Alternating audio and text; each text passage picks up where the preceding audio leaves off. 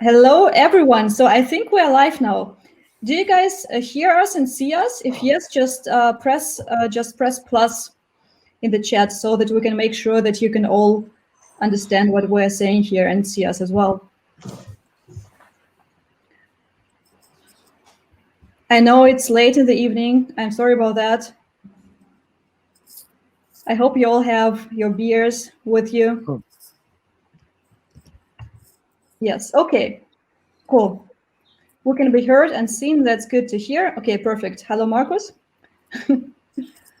Juan, Marco, hi, Antonio, Tobias. Perfect. That's very good. So we're here today with three very awesome friends and speakers and entrepreneurs, and we're going to discuss the future of wearables and like where this journey is going to take us. We have Marco from Polar, and in the future, way more. We have Max from Q's, and we have Eric from Motiv. And today it's going to be about like where the journey with wearables is going, and how we can make sure that the business is going forward. And so, guys, maybe the first question, or maybe just before the first question, there's some ground rules just for you to know. So if you guys want to ask the questions, there's a tab below at the top of the window, which says ask a question. And please ask questions there and upvote them so that we can integrate them in the discussion. We have also asked 2 questions already because we do want to know like how things that we're doing are landing with you, like what topics you would like us to cover in the future, and what's also the best time and day of the week to run further digital events. So just feel free to comment on that. We'll be very happy to know more from you. And now it's time to hand over to our awesome guests. So guys, why don't you just briefly introduce yourselves and tell us about like who we're dealing with today. Marco, would you like to start? Sure. Okay. Thanks, Natalia. So, hey, greetings, everyone. Happy to be here with you all. It's an amazing time. I'm here actually in Lapland. I'm 300 kilometers north of the Arctic Circle. So greetings from the King of the North. Hello. Okay. Today's midsummer's, or we're approaching midsummer's weekend here in Finland. So it's a big national holiday, and everybody leaves the cities and is in the countryside, and it's a big party, almost like Christmas, but in the summer. We survived another winter, so we're happy about that. But a little bit about my background. I'm primarily coming from the wearables business. I've been working with Polar for just over 17 years, and left the company just at the end of last year. My focus in Polar was primarily in product management, company strategy, partnershiping, and brand communication and evangelism. So in the context of today's discussion, that's really, I think, the relevant part of my background. Very cool. Thank you, Marco. Eric, how about yourself? You're in San Francisco right now, and it's morning. Yes, right? I'm coming from a very sunny and warm San Francisco. For San Francisco's weather is usually not like this, so we're fortunate. But I was one of the co-founders of Motiv Ring. It was one of the early, it was really the first rings that was able to do active heart rate, be able to monitor a lot of activity from a finger-based device. And we can talk a bit more about why we took that approach. But we recently sold that company, and it's being now developed for a lot of security, identity, and employee health, which is a direction that I think everyone is very aware of. Yeah, that's very interesting. We're going to talk about that today. And Max, you are in Austria right now. In which city? Yes, hello from Austria, from Graz. It's in the southern part of Austria. I'm a co-founder of Q's, which is a brand new smart shirt on the market, which we launched at the ISPO at the beginning of the year. So we are now a player on the wearable market as well, just a small player, but hopefully getting bigger in the future. Cool. So very happy to see you all here. And as you see, guys, we have different views on the wearable space and different perspectives. So my first question would be, what do we actually define? Also, what is it that we call wearable? What's this category about? I think I would define it as something definitely that is worn, versus like something like a portable or a carryable. Like your mobile phone is not a wearable because it's something that you bring with you. It's sometimes with you, but it can be off of you. So anything that you wear, I would classify as a wearable, especially when it's integrating some kind of technology or innovation, having some kind of a utilitarian value beyond just like covering your body like clothing. Let's just jump into it. If we say there's like different categories of wearables before that we thought that wearables is just the bands that we wear, or Apple Watch is a typical wearable, but it's way more than that. So what do you think, what categories of wearables would be most prominent in the future? Well, I can answer a little bit of that. So I think that, first of all, the wearable name was something that I don't think many people put much thought to it. It came out of nowhere, and all of a sudden we're stuck with it. And it's not a really great name for what the category is, and I think it adds a lot of confusion. It is, I think, really becoming something that a wearable is defined by something you don't have to think about.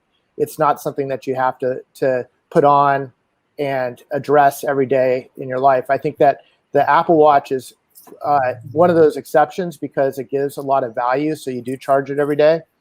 But I think that the future of a wearable will be something that is literally you put it on, forget about it, and it does something for you in the future, being able to track your data, tell you something that's really informative. And I think that's where wearables really will become. It won't be something that you really think about. Yes, I totally agree with Eric that this was our approach too, because at the beginning of our R&D phase, we thought that technology should be integrated into something which you are wearing anyway, so no additional gadget, and that's why we thought it would be a good idea to make a shirt smart, because you're wearing it anyway. Yeah.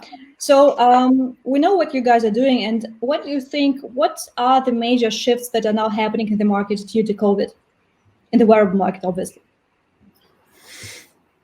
Well, I would say one thing for sure is people are becoming much more cognizant of the health situation. It's becoming much more relevant to be fit and healthy.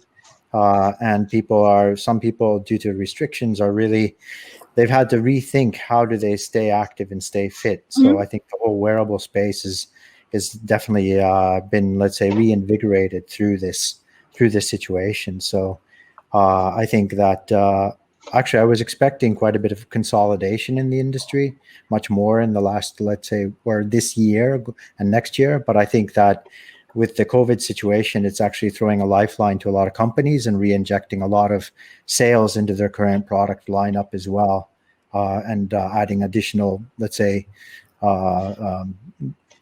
just a much more interest and additional sales to the category. People are putting off big purchases like cars and homes and vacations. So it makes a lot of sense to them to be able to redirect their money to an affordable luxury that has a lot of practical value, like a wearable. That's a very good point, Marco, because I think there were studies which show that wearables have just a marginal impact on like how much more you really move. Do we see a clash between the perception and the reality? Well, I think if I think back to when SARS happened a long time ago, I was in the space then, and I saw that in those regions where SARS was impacting pretty heavily on the population, you saw the same phenomenon. Immediately after SARS, people wanted to take control. You know, there's a sort of psychological sense of losing control or not being able to control the situation on the big picture side. But then people think, okay, what can I do? Well, at least I can start tracking my own status and benchmarking where I am and getting fit. Of course, this is for a certain segment of the population that wants to operate in that way and is willing to take that risk. So, or let's say take that motion forward. So, I definitely think that in that sense, the wearable is becoming much more relevant to a broader group of people. Yeah, I think that adding to that, two things that I've seen. One is that gyms are closed, so people are much more active at home, and the wearables have become a replacement for the gym. But also, more importantly, I think the COVID has increased awareness of the importance of data and data collection on the body. I think it's amazing that we don't collect more data on the body already. I always say that your car has thousands of sensors, and when you go in to get it fixed, the mechanic knows what's wrong, and we have no tracking of our bodies generally consistently over time.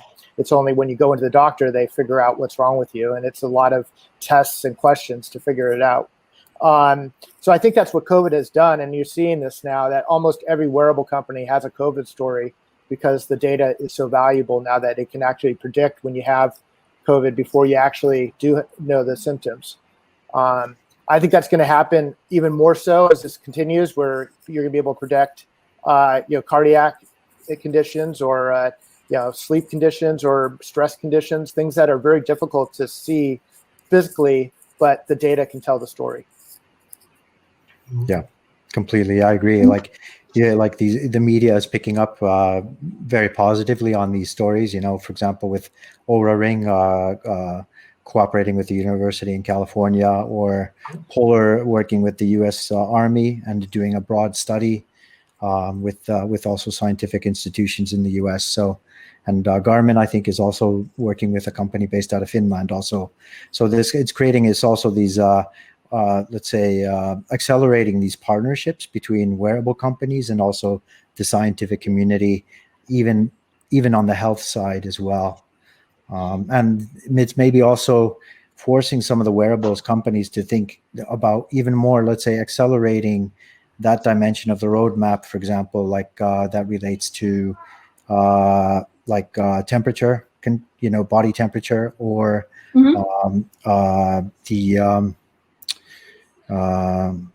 oxygen saturation, for example. Those things that are also, very, very coming up quite becoming more prevalent in the COVID situation as well. Perhaps even environmental factors in the future as well. I think there's also more to this than just health, because Max, last time we talked, you told me about the health, the data tracking, the sports area, where your shirts or your smart apparel can be also used very well. Could you tell us more about that? So where do you see the future of this tracking wearable smart apparel industry is going? Mm-hmm. So let me start with a quote from the founder of Under Armour, Kevin Plank. A couple of years ago, he said, think about the fact that you know more about your car than you know about your body. And this was totally right a couple of years ago. And I think the whole COVID-19 situation changed the health awareness of the people. People want to know, am I healthy or not? And if I'm getting ill, I want to know it as soon as possible, as early as possible. And talking about what we talked about a couple of days ago regarding our smart shirt, we had the situation that the lockdown here in Austria came very early in comparison to other countries. And talking about sport teams, they all went into a lockdown. They all had to stay home. And the coach didn't know anything about the fitness level of the athletes. He did not know, are they fit? Are they training? Are they sleeping? Are they having party at home? And with our wearable, with our smart shirt, coaches would have been able to monitor the fitness level of the health of their athletes, with, in fact, is the biggest investment of soccer clubs, to see it in this way. And this was a very bad situation, and wearables could have helped to monitor the health and the fitness level of the athletes. Yeah, so we know that athletes is very interesting target audience for wearable users. What do you guys think are the target audiences which have been underserved so far, which will come more into the foreground due to COVID? I mean, I absolutely think the elderly is one of the largest markets for wearables right now in terms of opportunity and growth. The elderly monitoring of, right now, fall detection was something that is just starting to come about, but I think wearing something that can identify some reasons to go to the hospital before you need to go to the hospital, or monitor the elderly in a way that's remote, allows them to live a much more independent lifestyle. Mm-hmm. And potentially could change medicine considerably. But I mean, going back to the fitness side of things, I really do see the value in the number of different ways that wearables have played out. From shirts to rings to wrist-based devices to the armbands, and all these are approaching a different way of wearing technology. But I do think there is going to start being convergence around where people feel most comfortable wearing that device. And it'll be interesting to see how that plays out for different types of markets. Yeah, I think indeed, yeah, there's been a sort of an exploration in terms of like, for example, the watch type of devices. What are the optimal roles for something that you wear on your wrist versus what your smartphone does? Mm-hmm. So I think initially there was sort of an impulse to want to try to replicate everything a smartphone does with something that you wear on your wrist. And like, for example, having very high resolution, fast image, type of displays, those types of things for high quality video and things like that, which are, like, it doesn't really not necessarily make sense, especially when we think about the power consumption and also the form factor limitations and also the readability in daylight. So I think some of the designers out there are starting to think back, okay, what is really the utility of something and where it can actually complement, your smartphone in that sense and that kind of a thing. So especially if you want to add sort of like these enhanced body measurement or other type of connectivity or access control type of functionality to the devices. The question is, when are we going to get there? I think it's ongoing. I don't think we'll ever get to a final thing. And then also, I think that there's always going to be in the wearable space a mix of different types of customers, preferences, square displays and round displays, rings, other types of amulets and things like that, and wearable shirts versus dedicated strap-on sensors or something like that. So there's so many different use cases and so many personal preferences in terms of form factors that those will continue to. I think that there will be a diversity going forward to serve the markets.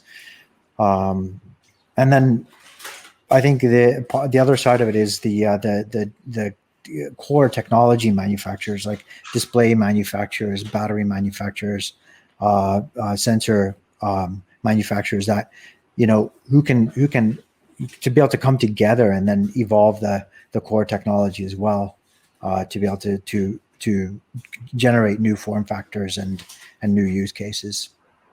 Yeah, so Eric, your company Motiv was just bought by the digital identity company. Could you tell us more about that now that we're talking about technologies and new use cases for wearables? That would be really interesting.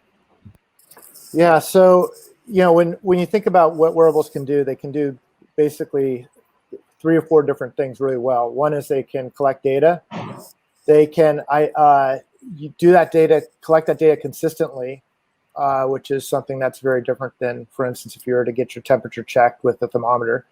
And then the other aspect of it, it becomes very personal, so that you connect that data to the person, and that becomes a lock. It becomes a identity key for you. And then that opens up a whole other new opportunity of being able to associate an individual with that data, so that you can do things like replace passwords or open doors, or in a work environment, be able to tell when your employee might be sick and should be staying home. There are privacy concerns, obviously, when you start doing this, and I think that's something that's now going to be more in the forefront as wearables become much more intrusive into our lives. Because, I mean, if you remember back in the day when email became Gmail and everyone was saying, "Oh my God, I'm going to do Gmail on my online," there was a lot of privacy concerns, and we got over that. I do think that there's going to be a wave of that with our wearable tech, and that hasn't really come yet. I think the application of, for instance, Google buying Fitbit is also going to create that wave. But specifically for Motiv being bought by an identity and security company, they saw that as an opportunity to be able to create a link between the data that we create as a ring to the individual, and allow that to do everything from security, identity to also health monitoring. Mm-hmm. Yeah. Maximilian, you look like someone like you want to add something to that. No, I think not adding to this, because I'm not an expert into rings. Not adding to this. Okay, so my question would be, we've been talking about different health applications, which is quite obvious, when we have the COVID outbreak. There's also a new field which is opening up, which is digital identity and tracking. So what are other fields of application which you guys see in the future for wearable devices? So the question would rather be, where do you see no space for wearables? I think they will play a role in every part of the daily life. Is it sports? Is it sleep monitoring? Is it data security? Is it the workspace or even the military? I think because we are all measuring body data, vital data, it will have an influence in every part of our daily life. I don't think that there are limits. And now that you're talking about data, we know that wearables provide different kinds of, exact measurements. Sometimes the measurement isn't exact at all. So where do you think we stand in general with the quality of data that wearables can provide right now? And do you think there's special wearables which have higher quality of data and more consistent data than others? Yeah, definitely. There's a big diversity out there as well, big range in terms of quality. And I think quite often it depends on the use case, for example. So like if you're talking about heart rate, if it's measured from, for example, the extremity from your arms or hands, it's not going to necessarily be as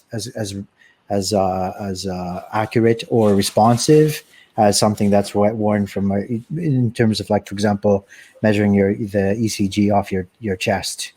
But then again, in daily life, if you're sleeping or whatever, wearing something on your ring finger or on your wrist, it's much more discreet, for example. So there's a whole range of it. But then I think that the standardization of the quality is also maybe a bit of it's a limiting factor also in the marketplace, and that in a sense there should be some standardization there. How can this happen? Yeah, good question. So there have been various standards bodies that have come together to try to define certain quality standards in terms of, let's say, heart rate accuracy, that type of a thing. However, I guess the challenge there is that many companies still consider that they can still deliver a much more superior experience or accuracy.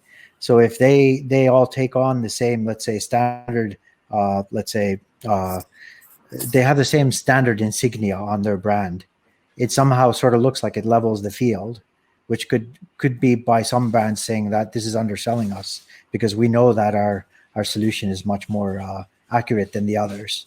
But now we're putting ourselves on the same line as having this, we're standard X, Y, that type of thing, unless there can be a very, let's say, very well graduated system that is showing different levels of standards. So it has to be quite sophisticated, and it still has to be relatively agile. So the beauty about wearables right now is it doesn't have necessarily the same heavy burden as like an FDA certification or MDR certification. So if you have like a 12-month certification round to be before you can launch your product commercially, it's going to be something that a lot of companies can't afford to do. Mm-hmm. Will we see more kind of cross industry and government partnerships, industry and government system partnerships in the future? And if yes, what kind of partnerships could this be? Yes, I think that there are already partnerships between wearable devices and insurances.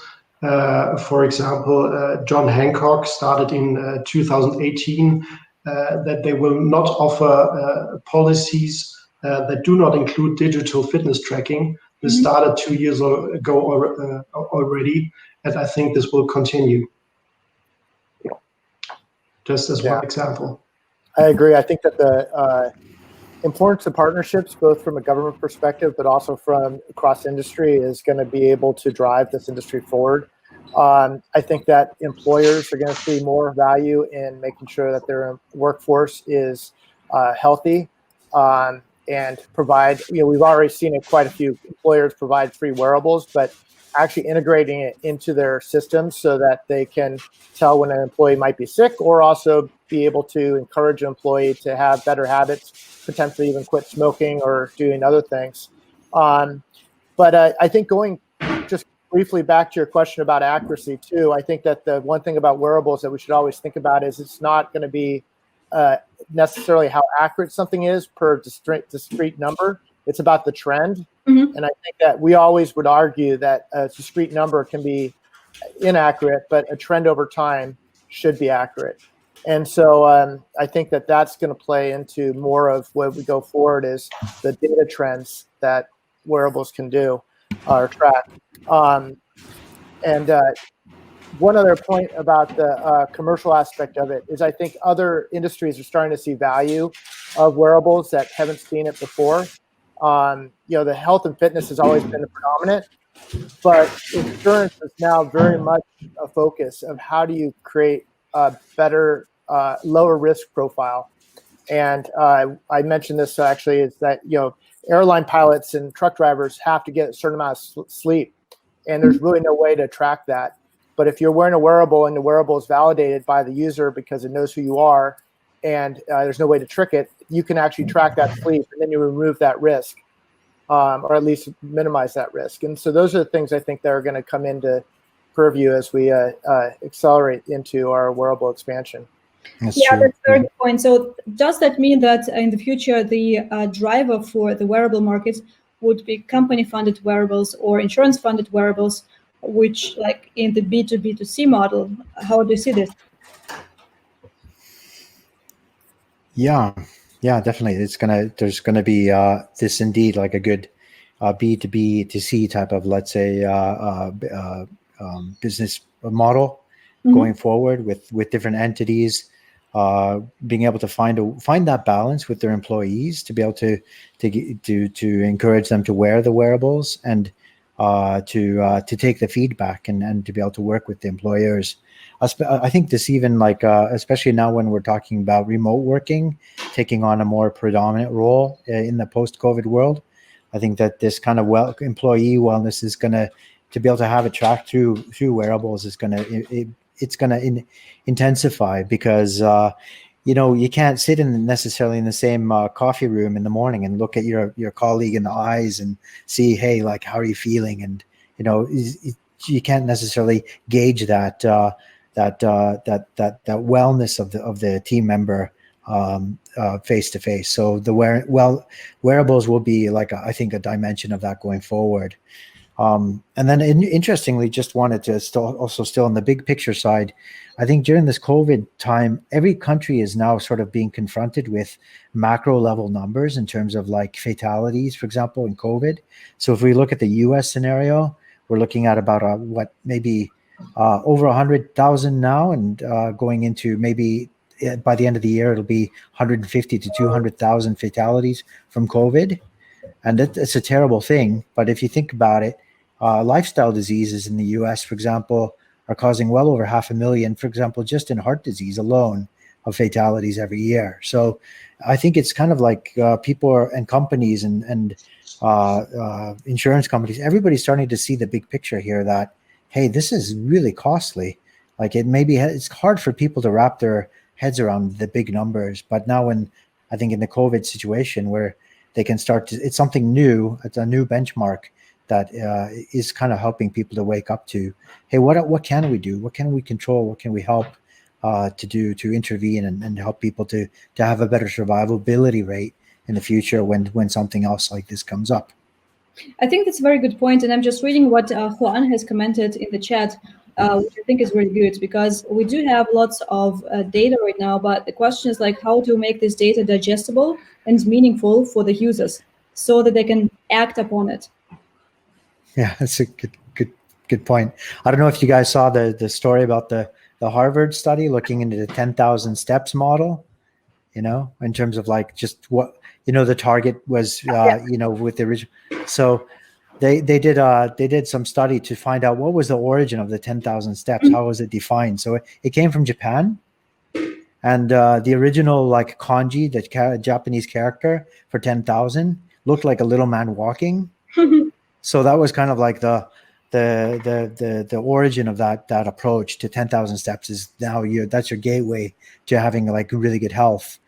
And there's on one level it's great because it's so simple to understand, but on the second level, then when you get the deeper scientific studies looking into that, they're saying actually it's kind of arbitrary. It should be much more sophisticated. So it's trying to find that balance between something that's easily understood and embraced by the larger population versus something that's really impactful and personalized and helping people on an individual level and making it more relevant for the individual in terms of like the guidance. Eric, you with the ring with the Motiv ring, you had, I suppose, you had way more touch points physically to the usual user because I suppose that it was also worn like day and night long, right? Yeah. So what did you learn out of it, of this type of wearable? I think there's two different approaches to this. One is to wear something that is very functional, where you can interface with it. That's where the watch comes in, and that's a great place for it. But the other approach is to make something that's invisible and that you don't think about, and you can wear comfortably, whether you're working out, whether you're sleeping, whether you're doing, just at the office. And that's why we picked the fingers, because it was a place where you can wear it really comfortably at night. You can collect data 24/7. I think that the lesson we learned also is that the biggest hindrance to wearables is something that looks ugly, and it has to look pretty in your, people look at the style. And so we spent a lot of time trying to make the style something that people appreciate.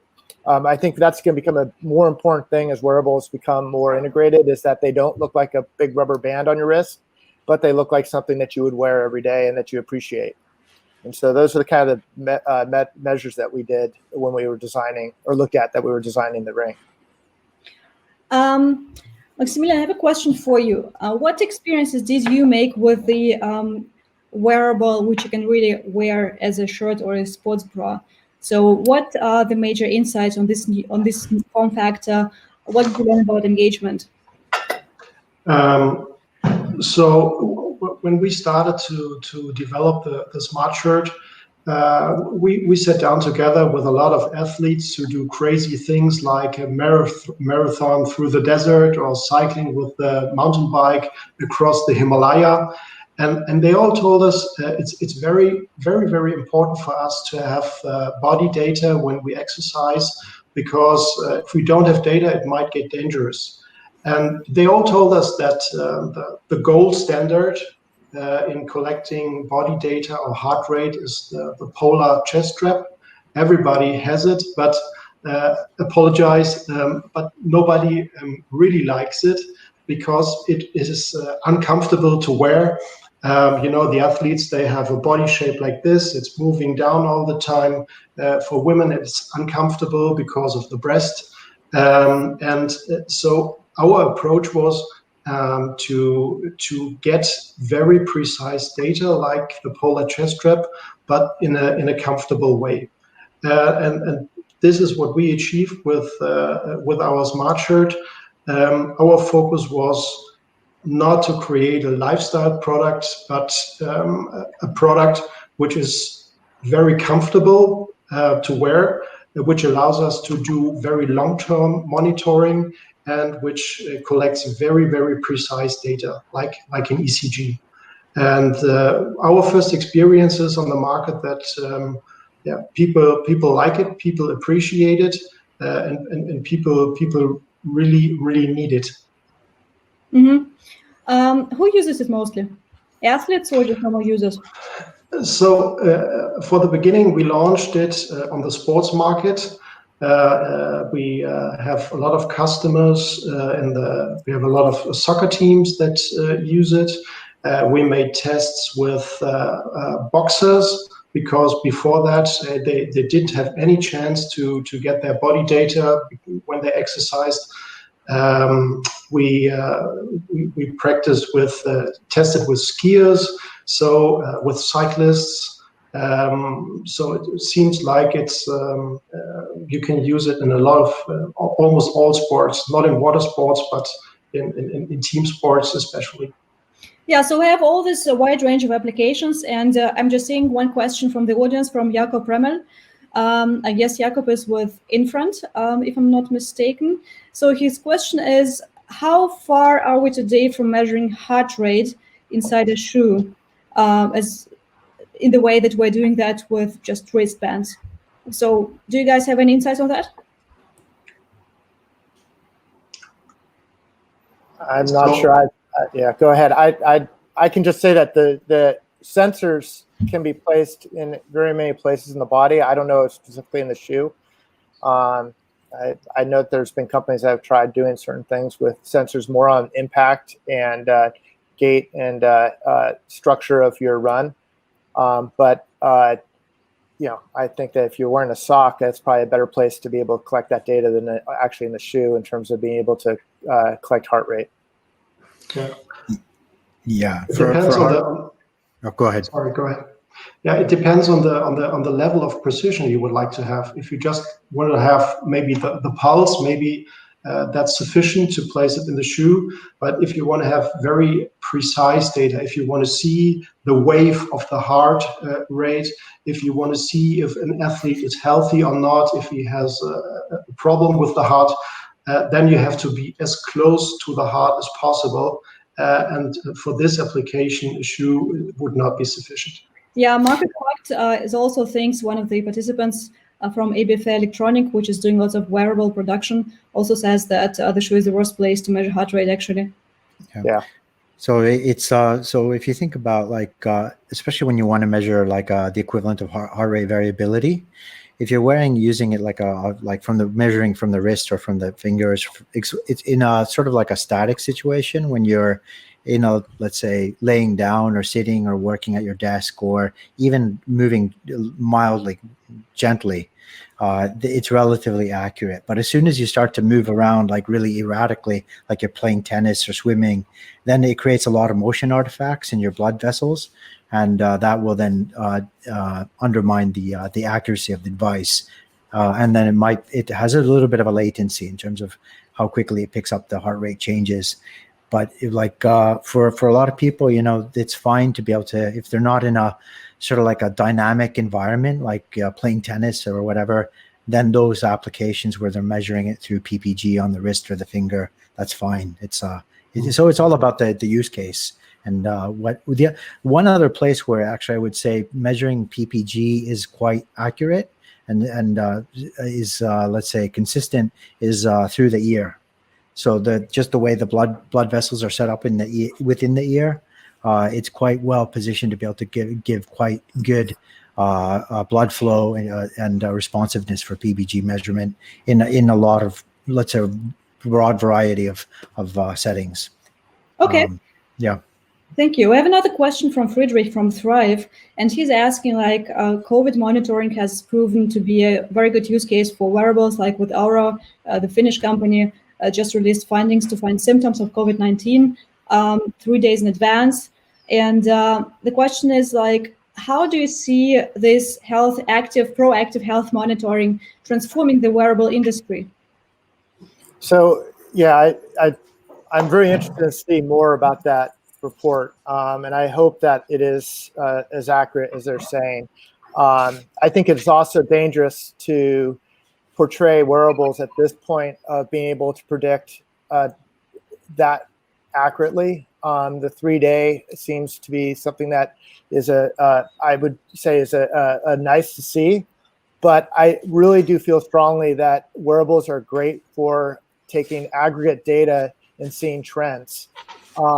I don't believe that we're at a point now where even with COVID, we can actually say we can predict, because there's just not enough data out there to be able to validate it. The data sets that were used for the Aura testing is growing, but it's still early. I know that Apple's doing considerable amount of testing. They don't have temperature, but they do have a very accurate heart rate. So they're also doing some testing on this as well. What I do see happening, though, is that the mass amount of data that we're collecting with wearables is going to become the value. Before it was, okay, I did my 10,000 steps and that was a measure personal to me. And then they started saying, okay, well, we're going to share your data and you're going to compete against other people and whoever gets the most steps wins. And that was the first time data became aggregated. But now we're taking that data and putting it in large stores under studies where we can actually validate whether it can predict or identify trends. And I think that's what's important. So I would rather see a report that says we are seeing increased number of cases of COVID in these communities, and then have them go get tested to validate whether they actually have that disease, rather than say a wearable is going to be able to tell you that you have COVID 3 days before you actually have it. I think that's too big of a claim for this to be made right now at this stage. Yeah. Yeah, I agree. If on a big data level, like if you were to have literally millions of wearables users being allowed to anonymously sync their data, like to the bigger like number crunchers in the cloud, and then indeed they would be able to identify potential hotspot breakouts in different areas. Of course, indeed, those people who have, let's say, their heart rate variability crashes and or their SpO2 starts to come down, oxygen saturation, and also their heart rate is elevated, those would tend to be, let's say, signals that, hey, something's not right.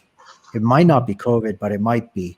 And then if you start to get within a certain proximity, enough of these types of cases, it starts to maybe raise some flags that, hey, there could be a hotspot in this region because it seems to be coming from quite a few people at the same time. And then to be able to then, that could be the impetus for people to go to get a COVID test, for example. And then on a macro level, just for national leaders and for resource deployment, that type of a thing, to be able to then use the wearables on an aggregate to then to help people to just kind of quantify and manage the situation and understand what's happening. How is it trending on a big top line level? Yeah. So I would like to add maybe it's not just one variable that is the solution to predict COVID-19, but it might be a set or a system of different variables. As I read in the chat, there are 4 basic vital signs: temperature, HR, HRV, and respiration. So we have HR, HRV, and respiration in our shirt, but we do not have temperature. But there is another interesting startup here in Austria, and they invented a patch, which you. The name of the startup is SteadySense, and this product is called SteadyTemp. And in this patch, there is a very, I heard it's the most precise temperature sensor in the world. And you just put it on your body, and it does up to 500 measurements a day. And you just put your cell phone on the patch, and you see a 24-hour fever curve. And every doctor can say, okay, did I have fever or not? Or how does the fever curve look like? Does it come from bacteria or does it come from a virus?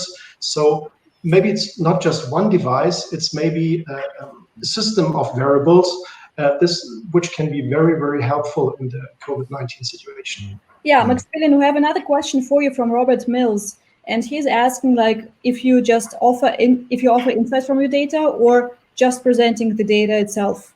Because there's also other smart shirt companies like Hexagon or SenseCore, and it seems to him that nobody has captured the market so far.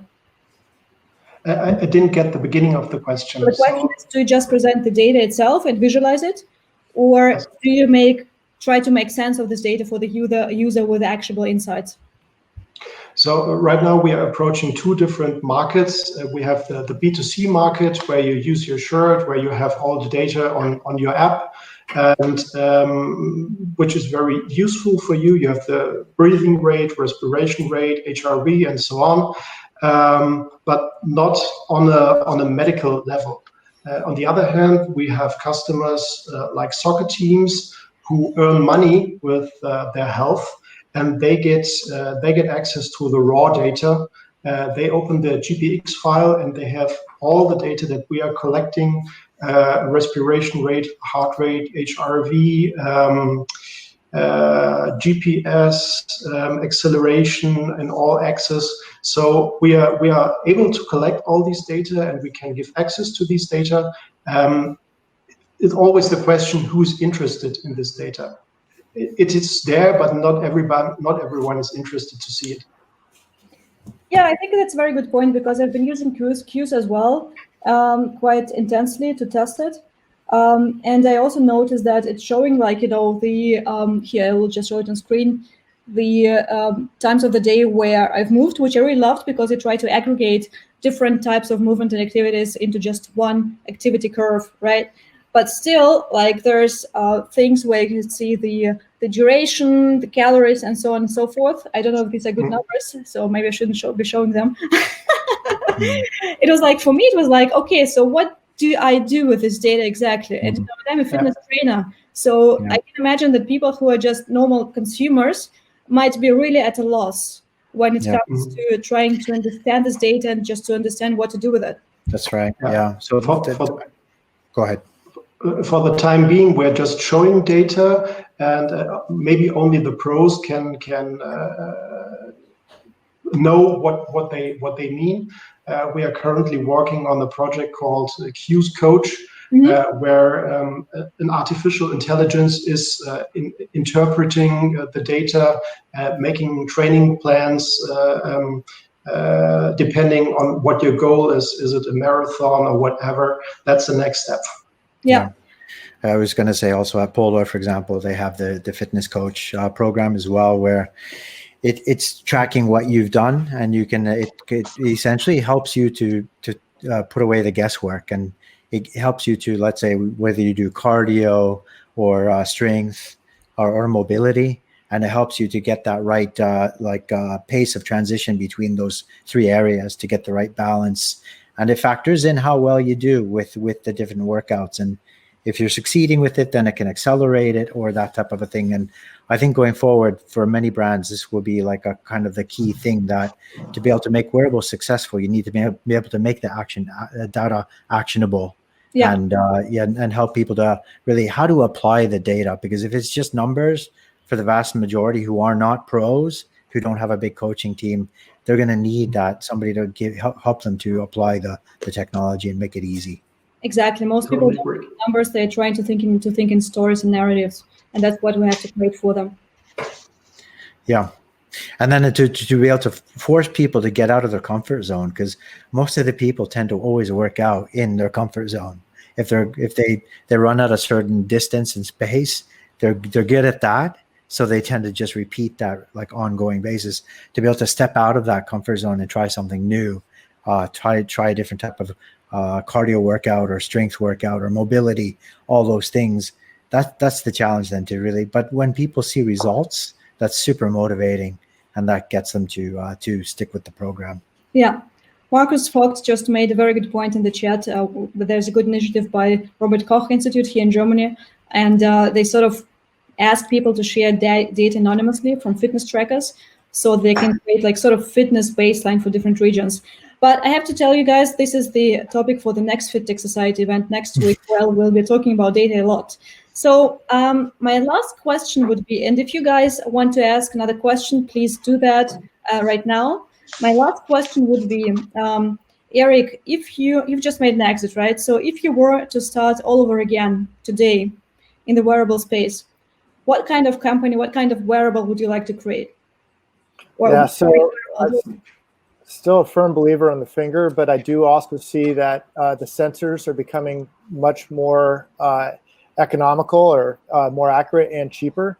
And that allows you to place sensors in a number of things. I remember when I first saw garments coming out with wearable sensors, I was thinking, God, it's going to be cost prohibitive, because the cost of these sensors and the batteries and everything that goes into it makes the shirt or socks, whatever it is, so expensive. But the cost of these components are coming down, and the accuracy is increasing, and the size is getting smaller.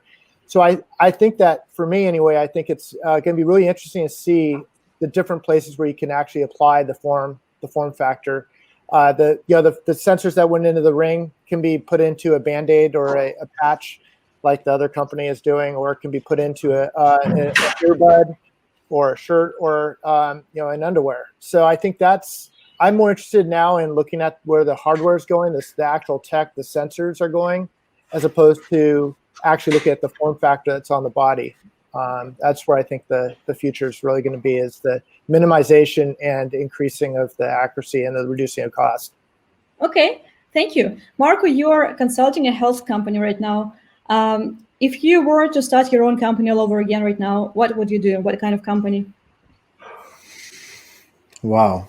Well, I think that this new transition to telemedicine is a great space. So that's where I'm pivoting now, and taking a lot of the learnings that have come from the wearable space. But wow, I wish I could tell you more about what I'm working on now, but I don't want to. It's too early, too secret at the moment. So you don't have to, but we all already know that's telehealth company. Yeah. But definitely, I see a huge opportunity that's still quite untapped in terms of helping the fitness industry to be able to apply wearable technology for coaching, remote coaching. There's been if you look at a lot of the studies, there's been a big demand increase for it. The professional teams, like Max has mentioned, they're already applying it pretty effectively. But for the PTs, they should really take advantage of the wearables and the web platforms that exist out there, that allow for coaches and personal trainers to remote coach. And there's a huge opportunity there for building business especially in the post-COVID world. Max, that's obviously something you guys are working on. So do you have something to add to that? I just have to add that this question might be too early for me. So as I said, we just launched the product, and we still think that we are on the right way, but maybe you ask me in 2 years again. Okay. So hey, I also totally sorry to interrupt, Natalie. I also want to say, for anybody out there in the audience, if you have a wearable startup company, that type of a thing, and you want some support or advice, or you'd like to spar, just reach out. I welcome you to reach out to me as well. I'm happy to also share some perspectives and to help out where possible. That's very kind of you, Marco. And you, if you guys in the audience want to get connected to Marco, I will just type in my email, and I will be more than happy to connect you guys. Okay. I'm just saying if I'm doing this right. Yeah. Okay. So I guess we've reached the end of the conversation. Thank you guys so much for being with us. There's one more thing I would like to add for the audience and for you. We have started the closed LinkedIn group, which is called FitTech Society Global, where we just connect all the fitness influencers and guys working in this industry together, post, share new things, connect to each other, and help each other out. So if you want to join it, just look at LinkedIn for FitTech Society Group, and I will add you there.